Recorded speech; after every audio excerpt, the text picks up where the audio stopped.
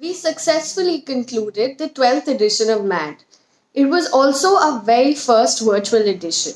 So this time we discussed what can brands do to stay connected with its people during such times. So here we are sharing some very pertinent points made during the debate. Hope you like it. I'll just say two parts. One is what I think brands should be doing and should not be doing actually more critically. I think first is important not to use this, this huge human tragedy as a marketing tool, right? I'm seeing some kind of cheeky, memes and some kind of brands almost kind of cashing in or capitalizing on this whole thing by smart cheeky takes.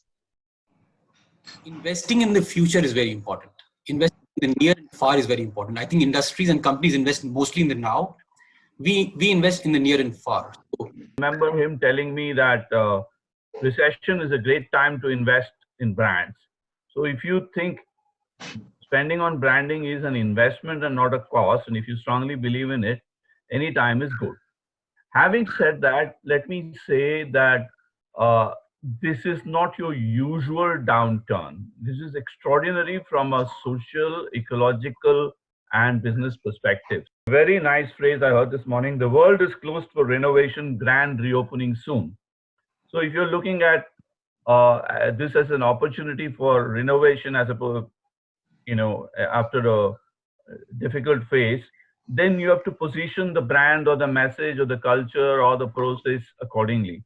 Today we have the benefit of a lot of analytical tools. We have various channels now, which like the digital channels, which give us feedback.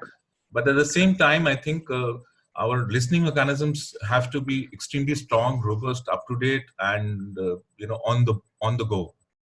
In today's world, in today's connected world, a lot of people feel that if the CEO of the company or the head of the company is active on social media and connects and expresses opinion on issues which are of social importance, at times even political issues, and takes a stance, that gets people to at a large on a larger dimension to connect with the promoter and therefore with the brand. But it's not for everybody to be putting stuff out every day, I mean, okay, you have to, I think the platform of choice is also something you have to look at. That, I mean, it's not everybody's game is what I'm saying, that on social media. Right, I said it's all about kind of reaching out to your people. It's about reaching out to your suppliers.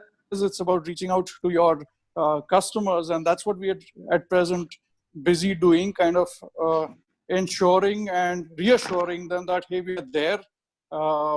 We will continue to provide services to the extent possible, and engagement is the key at this point in time. For me, I think the entire thing about a brand connecting with the people basically boils down to 3 or 4 things. They may sound simple, but I've seen in whatever 20 years that I've been doing to stand out. First is obviously to be relevant. Why you want to connect out with the people, there has to be a relevant messaging. Number 2, the content that you build out or the communication that you're sending out. Number 3 is the right kind of messaging medium, whether it's online, offline, digital. And fourth, and I think that's where the point comes in when you talk about Mr. Mahindra or whatever, to build up the trust, deliver on the promises that you've made. But I think the fact that they're being open and authentic, and some people are saying we're shutting doors, is just the honesty that's connecting people more. One must remind oneself of the basic tool, basic importance of the brand experience, of the product experience, which I think is critical, and based on which any one of these advanced tools will then further help. I think at this point in time, it is important for brands to talk less and walk the talk more. But at this point in time, I think your actions should really speak about what you do. And we have a great example here. No one's talked about it, but Air India, for instance, a company which does not even know about its own future, is actually putting its front line right out there bringing out people to the country. So a lot of action on the radio space. Thankfully, digital and radio come working together very well. Lloyd very initially said that cheeky communications is something which we should not do. If I just see it in perspective of just a normal person, just as a one of the person, I am even okay for cheeky and light-hearted communication, but I'm not ready for the shallow communications. When you talk of emotional connect, there's a gentleman who is a bit of a maverick in this space. So he used to use a term called emotional surplus.